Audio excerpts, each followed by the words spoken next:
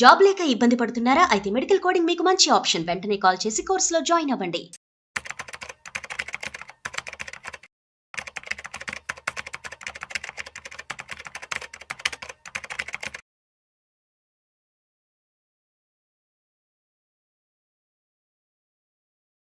Suman TV ప్రేక్షకులకు నమస్కారం.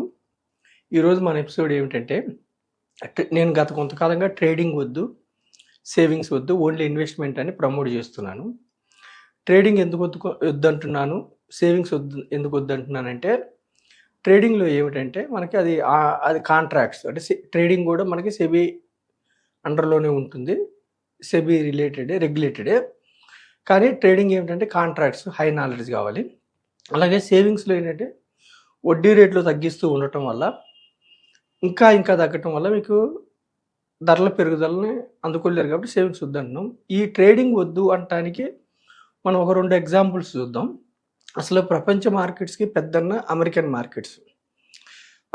మార్కెట్స్లో biggest correction, stock market correction ఎప్పుడు వచ్చిందంటే 1929లో 75% కరెక్షన్ వచ్చేసింది. అంటే 75% స్టాక్ మార్కెట్ కుప్పకూలింది. ఆ టైంలో ఒక ఇద్దరు విభిన్న వ్యక్తుల గురించి మనం చూద్దాం. నేను ఈ టాపిక్ మోర్గన్ గారి నుంచి తీసుకున్నాను, ఆయన బుక్ నుంచి. ఇద్దరు వ్యక్తులు, ఒకళ్ళు జెస్సీ లివర్మోర్ ఒక వ్యక్తి. ఆయన ఫేమస్ ట్రేడర్, మీరు గూగుల్లో కొట్టితే కూడా వస్తుంది. స్టాక్ మార్కెట్ ట్రేడర్ అనమాట, ఫేమస్. ఆ రోజుల్లోనే ఆయన 100 మిలియన్ సంపద ఉన్న వ్యక్తి. ఆయన 1929లో స్టాక్ మార్కెట్లో ఫేమస్ ట్రేడరు. అయితే 1929 అక్టోబర్ 29న బిగ్గెస్ట్ కరెక్షన్ వచ్చింది. అంటే 75% ఆఫ్ ది స్టాక్స్ కుప్పకూలిని, మార్కెట్స్ కుప్పకూలింది. ఆయన ఇంటికి వచ్చారు. ఇంటికి వచ్చినప్పుడు వాళ్ళ మిస్సెస్, వాళ్ళ పిల్లలు, వాళ్ళ అమ్మగారు అంతా ఈ 75% మార్కెట్ కుప్పకూలింది కాబట్టి ఈయన ట్రేడింగ్లో ఉన్నారు. అంటే పెరుగుతుంది అన్నప్పుడు లాంగ్, పడుతుందంటే షార్ట్ తీసుకుంటారు. అంటే స్టాక్ మార్కెట్ పెరుగుతుందని వాళ్ళు లాంగ్ తీసుకుంటారు, వాళ్ళకి లాభం వస్తుంది. తగ్గుతుందంటే షార్ట్. ఈయన ట్రేడింగ్లో ఉన్నారు కాబట్టి 70% కుప్పకూలింది కాబట్టి డబ్బంతా పోయింది అన్నట్టుగా వాళ్ళ భార్య, పిల్లలు, వాళ్ళ అమ్మగారు అంతా ఆందోళనతో ఆయన వైపు చూస్తున్నారు. అప్పుడే ఫస్ట్ టైము ప్రపంచ స్టాక్ మార్కెట్స్లో black Monday, black Tuesday, black Wednesday అని ఇంతకుముందు ఎప్పుడు లేదు. ఫస్ట్ టైము ఆ కరెక్షన్ వల్ల వచ్చినాయి అన్నమాట పేర్లు.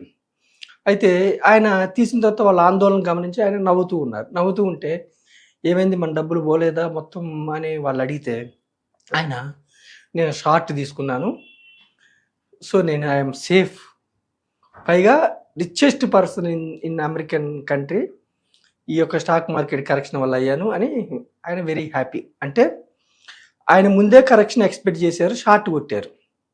అమ్మేసినప్పుడు షార్ట్ కొట్టినప్పుడు ఏమైందంటే మిక్కిలి డబ్బు మల్టిప్లై అయ్యి ఆయనకి డబ్బు వచ్చింది. రెండో వ్యక్తి ఇతను సేఫ్ ఆ కరెక్షన్ వల్ల. రెండవ వ్యక్తి అబ్రహాం జర్మన్స్కీ. ఇతను ఆ రోజుల్లోనే 1920స్లోనే అమెరికన్లో బిగ్గెస్ట్ రియల్ ఎస్టేట్ ద్వారా మిక్కిలి ధనం సంపాదించిన వ్యక్తి. ఇతను కూడా స్టాక్ మార్కెట్లో బెట్టింగ్స్, అంటే ఇన్వెస్ట్మెంట్ కాకుండా వీళ్ళు ట్రేడింగ్ చేసేవాళ్ళు, బెట్టింగ్ పెట్టాడు. ఈయన జెస్సీ గారేమో షార్ట్ కొట్టారు కదా, ఈయనేమో అప్పుడు మార్కెట్స్ బుల్లో ఉన్నాయని ఈయన లాంగ్ తీసుకున్నారు. లాంగ్ తీసుకొని ఈయన సంపద అంతా, మ్యాక్సిమం ఈయన డబ్బంతా పోయింది, అబ్రహాం జర్మన్స్కి. సో ఈయన ఏం చేశారంటే 2 రోజుల్లో సూసైడ్ చేసుకున్నారు. అంటే స్టాక్ మార్కెట్ కరెక్షను ఒక వ్యక్తికి మిక్కిలి లాభం వచ్చింది, ఇద్దరు పెద్ద ధనవంతులు, ఇంకొక వ్యక్తి డబ్బు పోయింది, ఇతను సూసైడ్ చేసుకున్నాడు. అప్పుడే 1929లో ఎంతోమంది ట్రేడింగ్ చేసిన వాళ్ళు స్టాక్ మార్కెట్లో సూసైడ్ చేసుకున్నారు. సో ఇతను జర్మన్స్కి సూసైడ్ చేసుకున్నారు, అయిపోయింది. సరే, జెస్సీ లివర్మోర్ ఏమయ్యాడు, షార్ట్ కొట్టిన తర్వాత ఇంకా ప్రపంచవ్యాప్తంగా స్టాక్ మార్కెట్లో ధనవంతుడయ్యాడు. ధనవంతుడైన తర్వాత ఇతనికి ఓవర్ కాన్ఫిడెన్స్ వచ్చింది. ఓవర్ కాన్ఫిడెన్స్, పెట్టిన ప్రతి ట్రేడు కొంత ఎక్కువ మొత్తం సక్సెస్ అవ్వటం వల్ల 4 years తర్వాత, అంటే 1929 నుంచి 1933 వచ్చేవరకు ఎప్పుడైతే ట్రేడర్స్కి వాళ్ళు పెడుతున్న ట్రేడ్ సక్సెస్ అవుతూ ఉంటాయో ఓవర్ కాన్ఫిడెన్స్ వస్తూ ఉంటుంది. ఈయన జెస్సీ లివర్మోర్ 1933లో మొత్తం డబ్బంతా సంపద పోయింది. అంటే ఇక్కడ నేను ప్రజలకి మన సుమన్ టీవీ ద్వారా నేను ప్రజలకు తెలియజెప్పేది ఏమిటంటే, ఏదో విధంగా కష్టపడి మనం డబ్బులు సంపాదించుకుంటాం. అది స్టాక్ మార్కెట్ ఇన్వెస్ట్ చేయటం ద్వారా కావచ్చు, లేదంటే జాబ్ ద్వారా కావచ్చు, బిజినెస్ ద్వారా కావచ్చు, డబ్బు సంపాదించుకుంటాం. ఆ డబ్బుని నిలుపుకోవాలి. నిలుపుకోవాలంటే ట్రేడింగ్ లాంటి స్పెక్యులేషన్‌కి వెళ్ళకూడదు. ట్రేడింగ్ లాంటి స్పెక్యులేషన్స్‌లో వచ్చిన డబ్బు సంపద అంతా ఆవిరైపోయే అవకాశం ఉంది. అందుకే డబ్బు సంపాదించుకోవటం కంటే కూడా డబ్బుని నిలుపుకోవటం, డబ్బుని సరైన మార్గంలో ఇన్వెస్ట్ చేయటం ఇంపార్టెంట్. నేను ప్రజలకి అప్పుడేమైంది, జెస్సీ లివర్మోర్ కూడా 1933లో ట్రేడింగ్ ద్వారా డబ్బులు పోగొట్టుకున్నారు.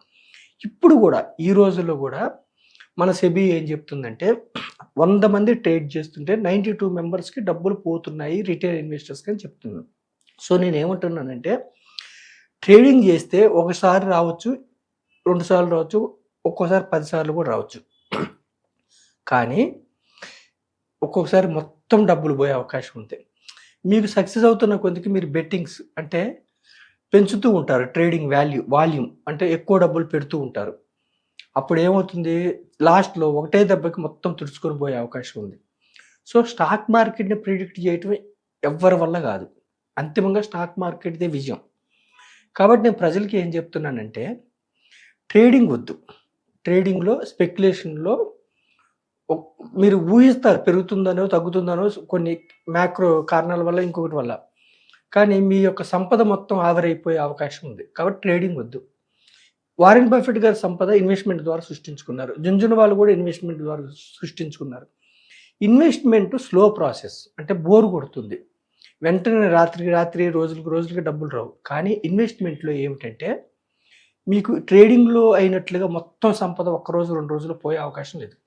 మళ్ళీ నేను పేద ప్రజలు, మధ్యతరగతి ప్రజలు, ఎస్పెషల్లీ మన ఎపిసోడ్ ద్వారా నష్టపోకుండా ఉండటానికి ఏమంటున్నానంటే, మన భారతదేశంలో 5-6 వేల స్టాక్ మార్కెట్ కంపెనీస్ లిస్ట్ అయి ఉంటే మొదటి 500 కంపెనీస్నే మనం మార్కెట్ అని చెప్తున్నాం. నేను మార్కెట్ పెరిగిందని ఎప్పుడు చెప్పినా కానీ నా ఉద్దేశం ఏంటంటే, సెన్సెక్స్ పెరిగిందని, నిఫ్టీ పెరిగిందని, నిఫ్టీ 200 కానీ, నిఫ్టీ 500 ఆర్ BSE 500 అంటే టాప్ 500 కంపెనీస్ గురించి మనం మార్కెట్ అని చెప్తున్నాం.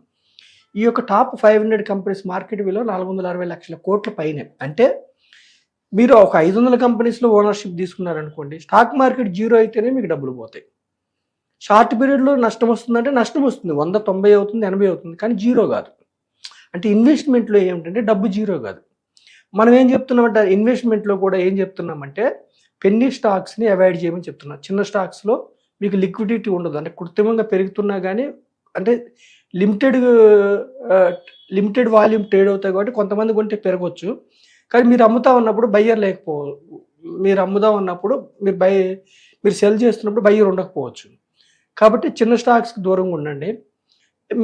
కామన్ మ్యాన్, మధ్యతరగతి ప్రజలు, ఎస్పెషల్లీ గ్రూప్ ఆఫ్ కంపెనీస్ అంటే 500 కంపెనీస్ కానీ, 200 కానీ, 100 కంపెనీస్ కానీ, లేదంటే వీటిని బెంచ్ మార్క్స్ తీసుకునే డైవర్సిఫైడ్ మ్యూచువల్ ఫండ్స్ కానీ, ఇండెక్స్ ఫండ్స్ కానీ, ETFలు కానీ బెంచ్ మార్క్ ఇవ్వండి, అండర్లయింగ్ ఇవి ఉండాలన్నమాట. అంటే మీరు 100 రూపాయలు పెడితే కూడా 50 కంపెనీలో ఓనర్షిప్ రావాలి. అప్పుడు లాంగ్ టర్మ్లో ఏమైందంటే, మ్యాక్రో ఎకనామిక్స్ పరంగా మన యొక్క దేశం ముందుకెళ్తుంది కాబట్టి, GDP వైజ్గా కానీ, ఎక్కువ మంది మనకి జనాభా ఎక్కువ ఉండటం వల్ల కావచ్చు, యూత్ పాపులేషన్ ఎక్కువ ఉండటం వల్ల కావచ్చు, ఎక్కువ రాబోయే రోజుల్లో వికసిత్ భారత్ 2047 వరకు మనం ఎకానమీలో ఫస్ట్ లార్జెస్ట్ ఎకానమీగా ముందుకెళ్ళబోతున్నాం. కాబట్టి ఇన్వెస్ట్మెంట్ వైపు వచ్చి మీరు డబ్బులు సంపాదించుకోండి. ట్రేడింగు జెస్సీ లివర్మోర్ కానీ, జర్మన్ అబ్రహాం జర్మన్స్కీ కానీ, వీళ్ళిద్దరూ కూడా మిక్కిలి ధనవంతులు అమెరికాలో. కానీ ట్రేడింగ్లో డబ్బులు పోగొట్టుకుని సూసైడ్ చేసుకున్నారు. అట్లా మన భారతదేశంలో కూడా ట్రేడింగ్లో డబ్బులు పోగొట్టుకుని సూసైడ్ చేసుకునే వాళ్ళు చాలామంది ఉన్నారు.